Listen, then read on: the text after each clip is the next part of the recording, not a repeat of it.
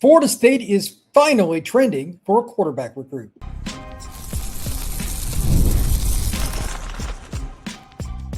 You are Locked On Seminoles, your daily podcast on the Florida State Seminoles. Part of the Locked On Podcast Network, your team every day. Welcome into Locked On Seminoles, and the Noles are finally trending for a quarterback recruit. We're going to get to that in just a moment, and we're also going to talk about massive changes to the recruiting plan moving forward. But again, we're going to start with quarterback recruiting. It has been reported at multiple spots, including Noles 24/7, which I reference a lot here on this show, that FSU is now trending in the right spot, and they even have a crystal ball for Logan Flaherty, quarterback, Port Charlotte High School down in Southwest Florida. This is a young man that kind of came out of nowhere over the last year, earned offers from numerous programs. I really like his film. He's a little underrated, though. Port Charlotte is not exactly a beacon of Florida high school football championships and sending guys to the league, but they have improved a lot as a program, and they play a decent schedule. He had a pretty good spring game. Everything about his game fits the modern era of college football. Mobile, accurate. He's a gamer. He's a guy that will go get you 5-10 yards and just be annoying as all get out as a football player, because nobody really accounts for the quarterback unless they're a true dual threat. I wouldn't go quite that far with him, but he can run RPO and extend plays with his feet. This is the kind of quarterback that drives just about every defensive coordinator bananas. It's just funny that he's coming from Port Charlotte. Again, that's not where you normally think of for quarterback recruits, or hardly anybody else for that matter. But that program, again, has really taken major strides.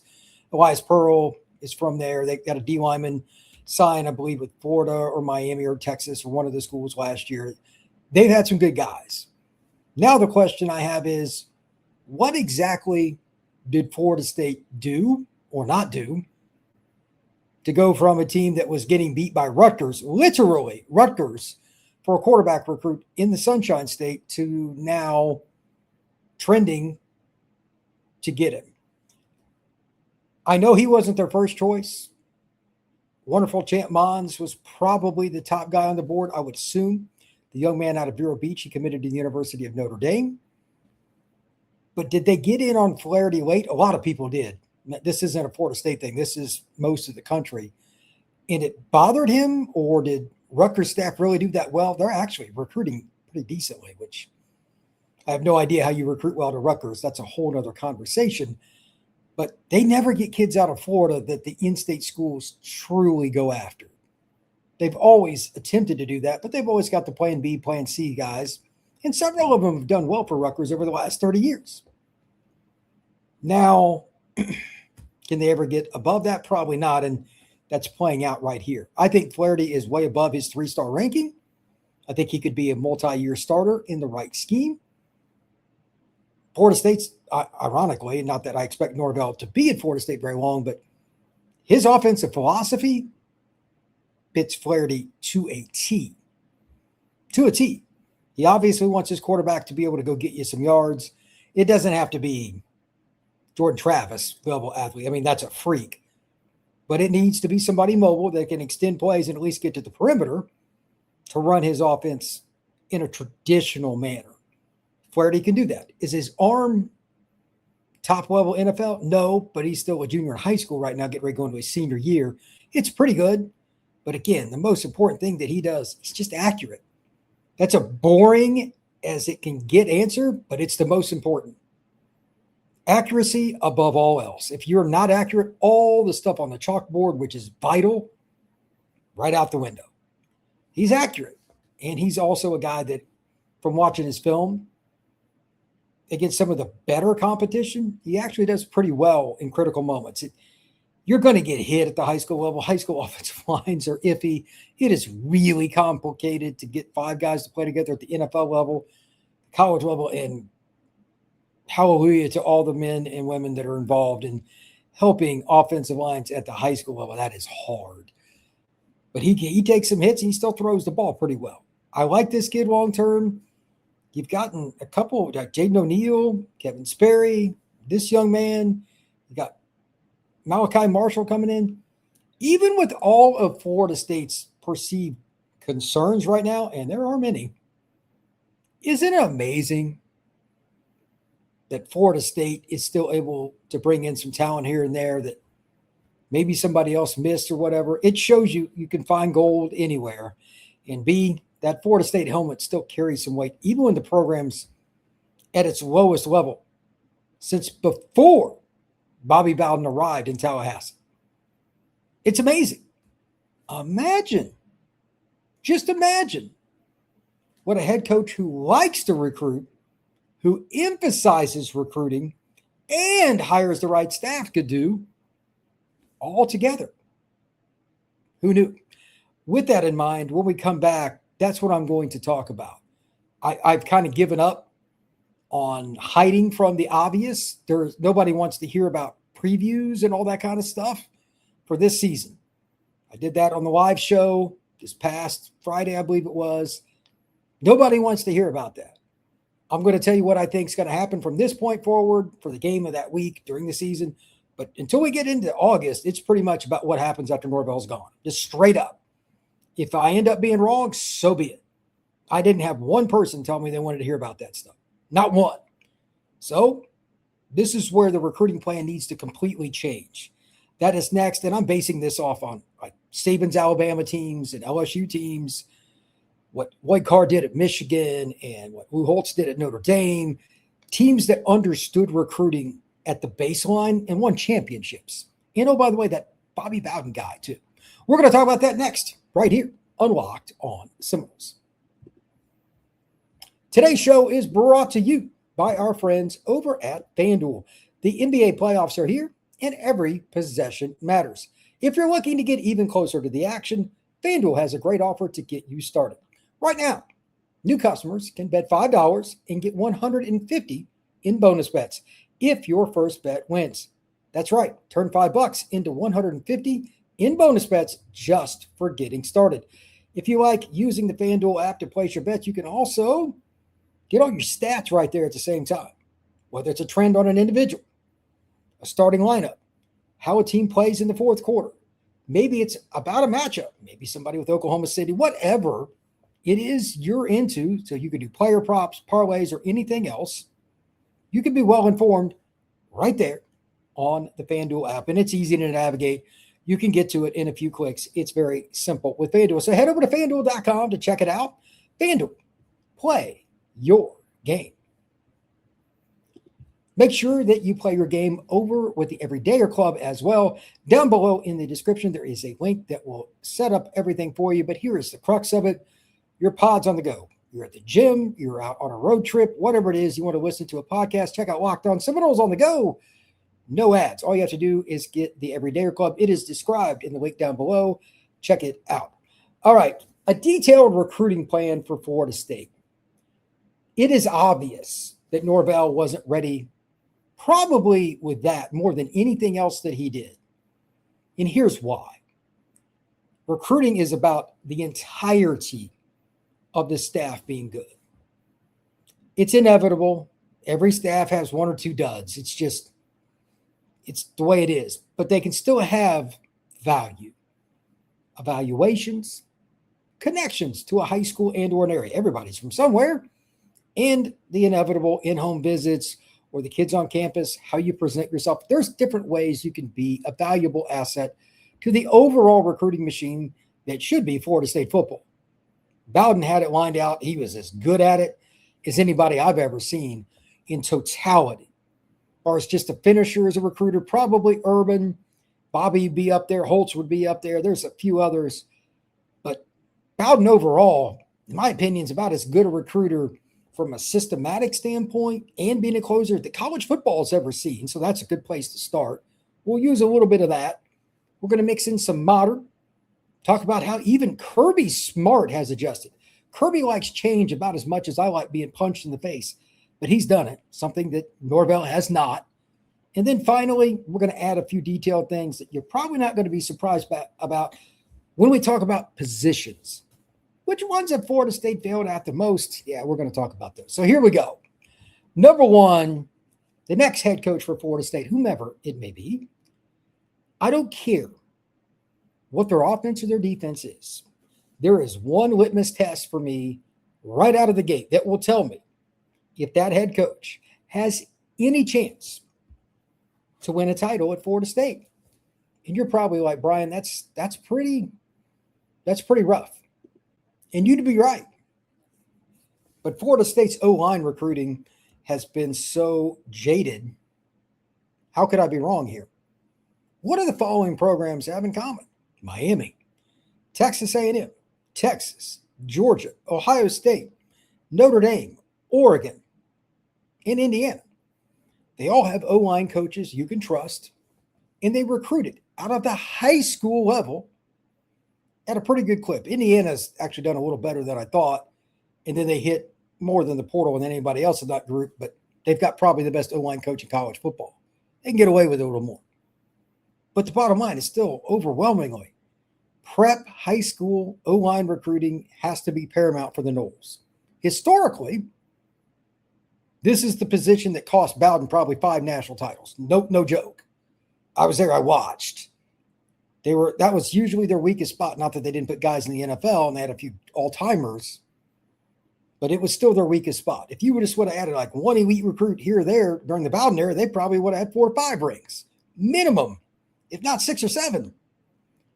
It's that important in this era too. Florida State has always and will continue to get DBs, running backs, wide receivers, and tight ends in droves. The athlete positions, you can throw a rock from Tallahassee and hit one in any direction at any of those spots, not a problem. But for whatever reason, historically, the Sunshine State in particular, O-line, just okay. They'll have to scurry out to Alabama, to Georgia, South Carolina, maybe Charlotte to get a few. I don't care. The only thing that matters is it's prioritized, and there is no shortcut on the following. I talked about this the other day on a very long Locked On Seminoles podcast. There is no shortcut here. They're going to have to find more NIL money. The money that's getting thrown around for like the second tier O-linemen, guys that probably aren't going to start as freshmen. Some of them are still ranked like borderline 5-star because of their measurables. But kids that, in my opinion, aren't really top 50. They're probably that 51 to 100 range. They're still getting $500,000 a year or more to sit on the bench. That's right, to sit on the bench. I got some details on a kid the other day, and I'm like, are you serious? Yeah. There's a kid USC took last year that's a 3-star kid. They paid him $1 million. $1 million. A 3-star offensive lineman. Some way, somehow, Florida State's going to have to figure that out because, I mean, I get it, even if you didn't want to go to USC, like somebody offers you 2-3 times as much as the next school, it's kind of hard. Florida State's going to have to get in that game one way or the other. They got to figure that out, no matter who the head coach is. You got to give them the grocery money to cook the meal, if you will. So, secondarily, you should be able to get a few of the offensive linemen in state and still do well. But this is an old school battle. This is one of the fun things that I remember from the Bowden era. They always did well. Always in Georgia. And they've done pretty well under Norvell. He's like this last class. I thought they did a really good job. There was a handful of kids, O-line and D-line, that they looked at and or signed that were pretty darn good players. They weren't necessarily ranked super high. They need to still recruit those.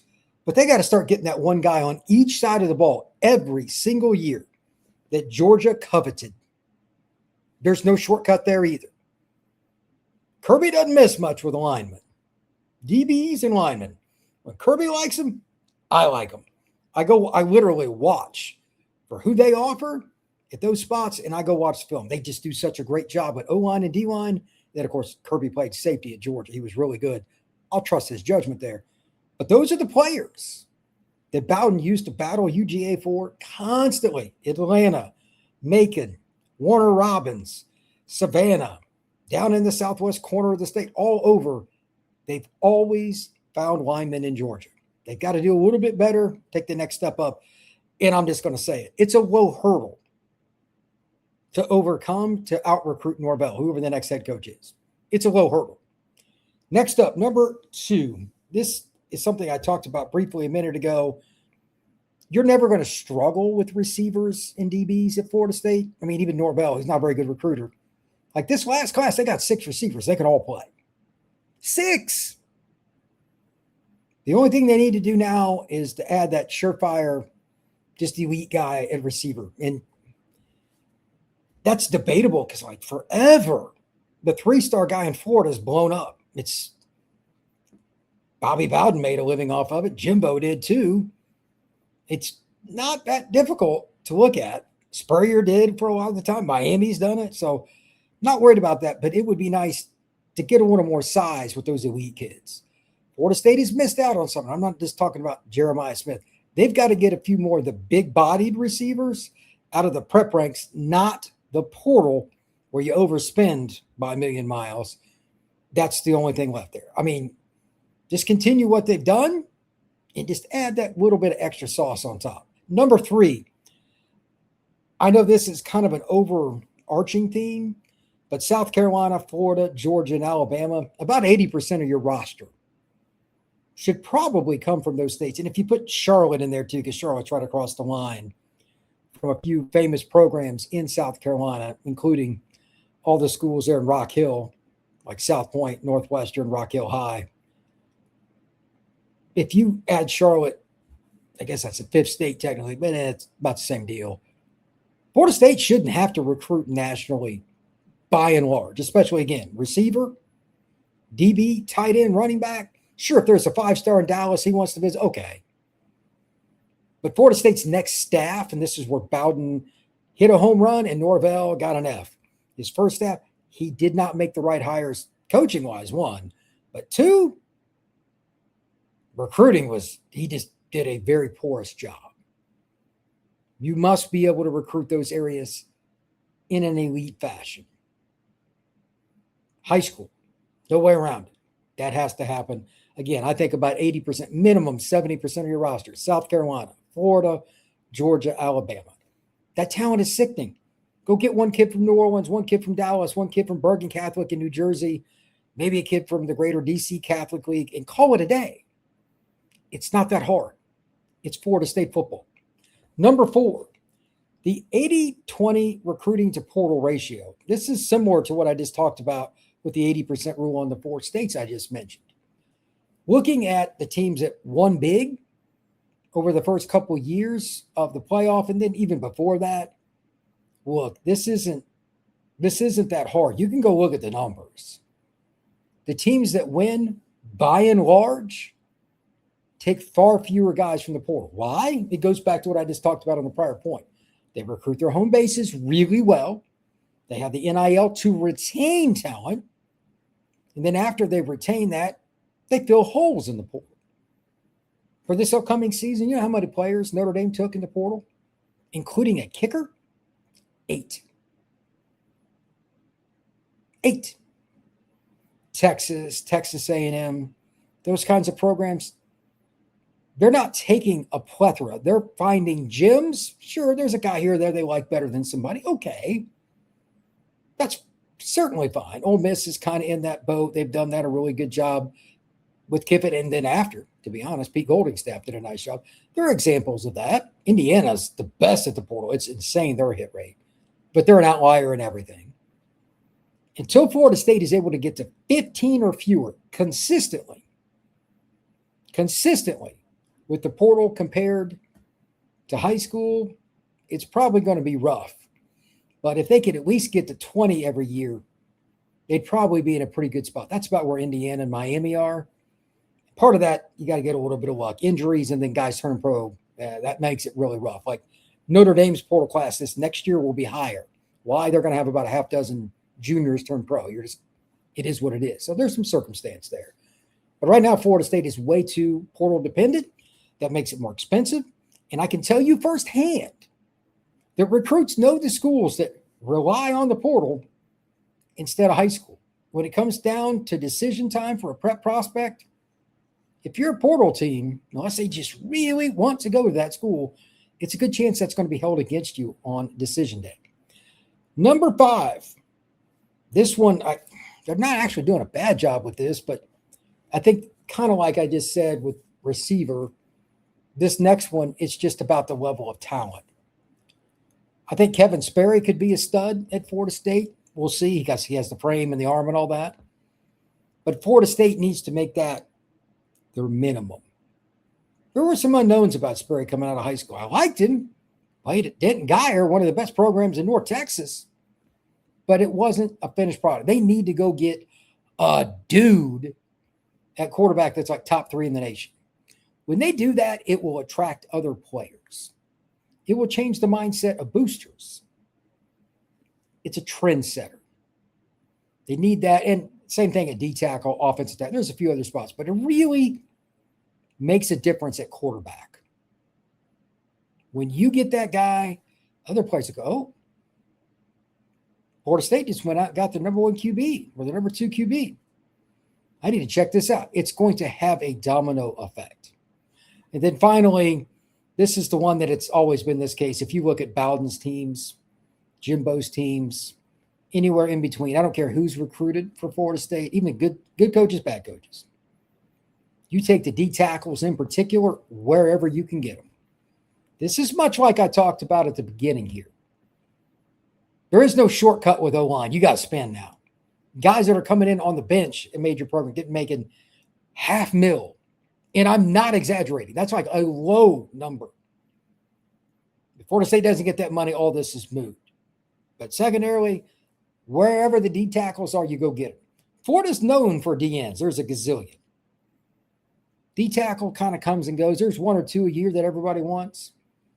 But it's not like it's 5-1 DN to D tackle. Man, actually, it's about 10-1. The 230-pound guy that's 6'1 and a half, 6'2, yeah, they're all over for him. The 6'2", 285-pound guy, not as much. They got to go to Illinois to get him, go get him. They got to go to Tennessee or North Texas or to Nevada, go get him. But again, this is a money thing. This is going to be a theme I talk about all summer long, too. They got to find some boosters that are willing to throw down with this next coach. And I mean throw down. They're not in the stratosphere of where they need to be with recruiting NIL. They're not. That impacts your retention, of course, who you sign in the first place. And potentially when you get into that very, very touchy situation, kid could go to Georgia, Clemson, Florida State. If you're not the high bidder, you may be the one left out in the cold. So they have to fit that. But anyway, I appreciate everybody stopping in once again to check out Locked On Seminoles. Appreciate it. We will see you again right here on Locked On Seminoles.